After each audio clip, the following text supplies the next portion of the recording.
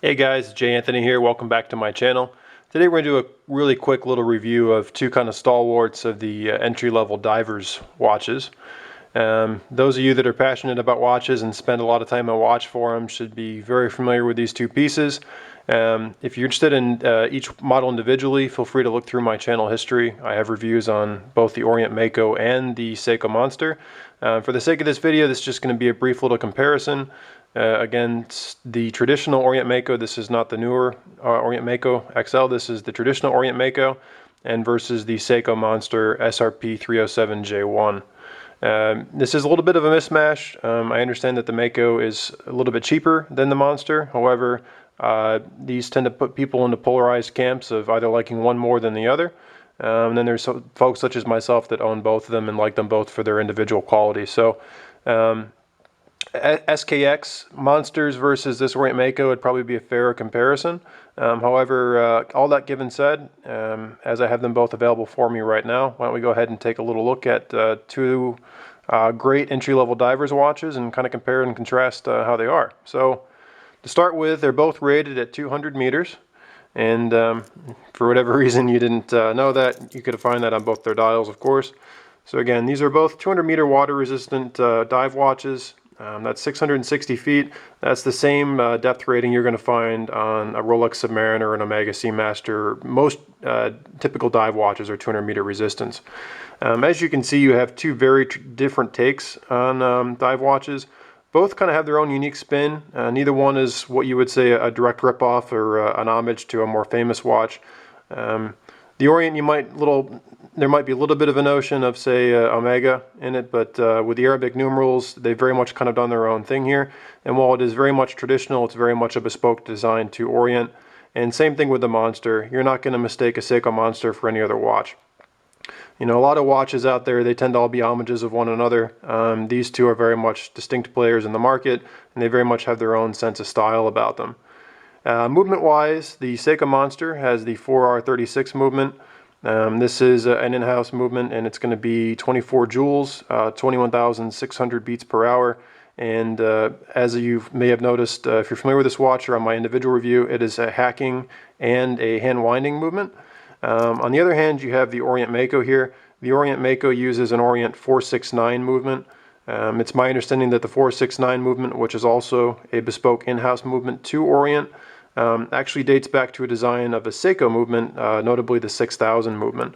So starting with the Orient, you may be wondering why there's actually two different crown guards here. Or not crown guards, but two different crowns. Both of these, by the way, are watertight, so you have to unscrew them both, which is a nice feature. Again, this being a dive watch, it's kind of expected.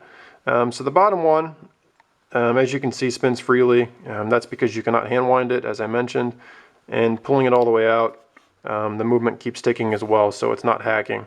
It's from this position that you can set the time. You can also rotate the date. It's actually the second guard up here. Those of you that have seen an Omega Seamaster might assume that this is a helium escape valve. It is not. Actually, all it does is it allows you to change the day of the week. So that's what that guy does right there.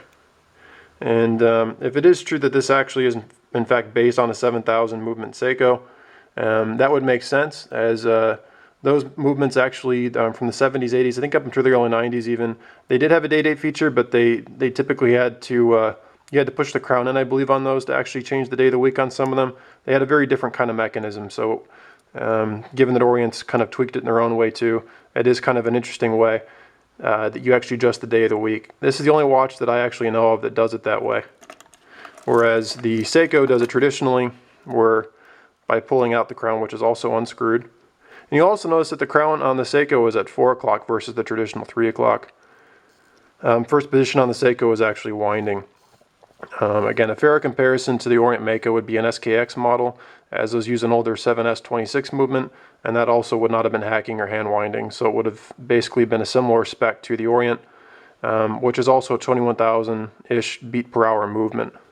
So the Seiko, again, is hand winding, which the Orient is not. And again, you can adjust both the day of the month, which you can do here, off of the main crown, which is the same as the Orient Maiko. They're both quick set dates. But you can also adjust the day of the week on the crown, which, unlike the Orient, you need to use the other crown to adjust that. So a little bit different there. As you can see on the Seiko, they've actually hollowed out parts of the case. And this is actually not only an interesting design feature, but it makes it very easy to turn the bezel. And the diving bezel on this watch is the same as the Orient in terms of its 60 clicks all the way around. It's very easy to grip because of those indentations on the case, and it spins very freely. The Orient is a traditional style case, so there isn't any cutout, and the way they've actually done the indents on the crown, it's actually pretty hard to grip it. When it does actually turn, it is also 60 turns or 60 clicks, and it has a very good quality feel to it, and it actually locks into place very solidly. So you're not going to be worried about being imprecise with its placement. However, it is a lot more difficult to turn than the Seiko's bezel. In terms of dials, they're both very similar in terms of they both mention their 200 meter resistance, and they both mention the name and the fact that they're automatic, go figure. But as you can see, the Orient is much more traditional with typical markers, whereas the Seiko has almost shark fin or shark teeth size markers. And again, even the bezel design on the Seiko is very different. So again, the Orient, you're getting more of a traditional look, and it has Arabic numerals on the dial. The Seiko is very much its own kind of wild design. It's a love it or hate it kind of thing. The Orient would probably appeal to a lot more people because of this. And again, notice that the Orient uses a traditional crown placement at 3, while the Seiko is at 4 o'clock. Case spec wise, the Seiko Monster uses the traditional Seiko case back. It's got a nice raised ocean wave on it, and it's a pretty substantial case back. I actually quite like this design, especially having owned Rolex for as many years, which had just thin blank cases. This is a pretty nice style. It's not as nice as something you'd find on an Omega Seamaster, of course, but it's still pretty nice. The Orient, in contrast, has, I don't know if you can even pick it up on here. There is a design on the case back, but it's like they laser etched it. So it's almost like it's, you can just barely feel it on the back of the case back. So it's nice that they did something, but the Seiko, I would say, certainly has a better case back on it. Both case backs do feel substantial though and well made. Bracelet wise, both of these bracelets, while they are significantly different in style, they both use push pin links. Screw out links would be ideal, but given the price point of these watches, it's understood.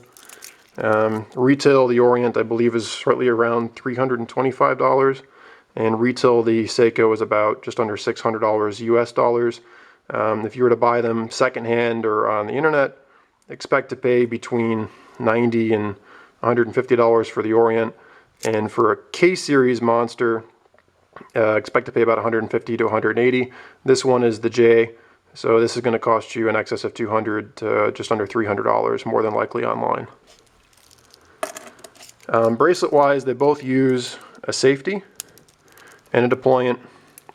On the Orient, they've called out Orient on the bracelet. There's a little bit of a nice little indent here for good tactile feedback so you can grip it. But the bracelet is very basic. There's no diver's extension. However, the links are solid. They feel pretty nice. And overall, the bracelet's pretty fluid.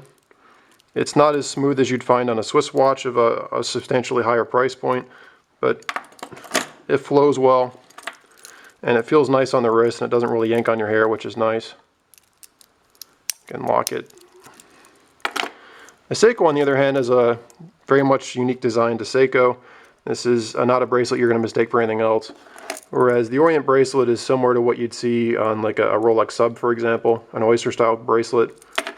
The Seiko bracelet is very much a Seiko design, and again, it's something you're either really going to like or you're not.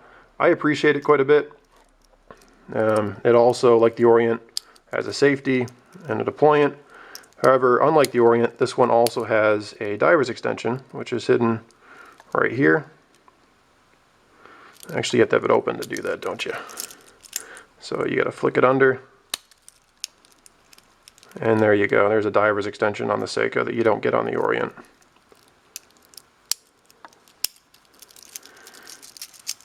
Depending on which source you read, I haven't individually measured it.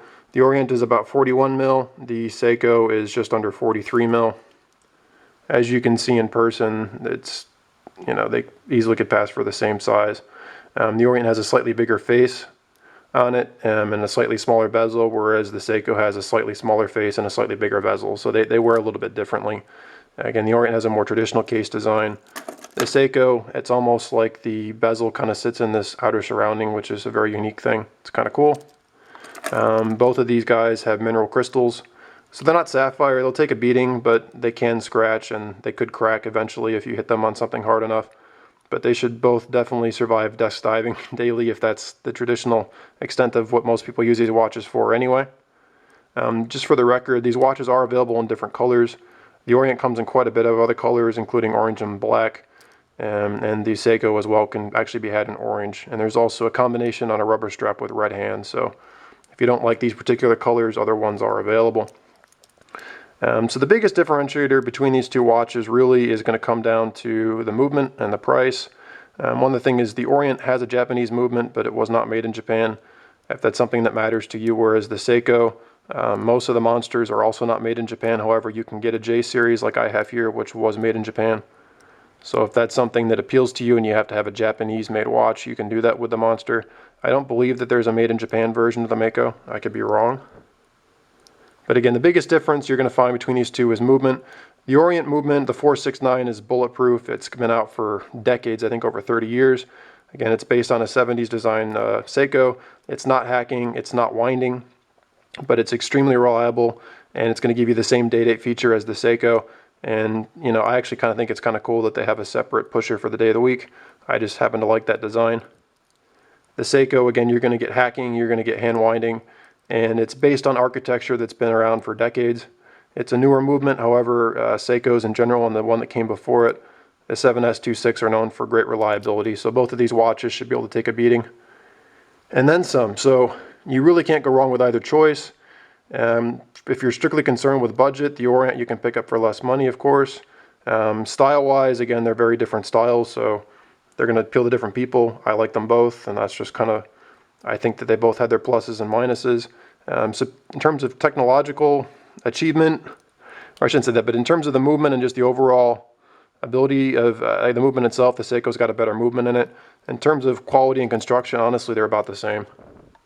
I don't think either one's is better made or less made or worse made than the other. So you really can't go wrong with either. And I hope this guy has been a helpful little overview of these two great divers watches. And again, I'd highly recommend you pick up either one of them. Thank you so much.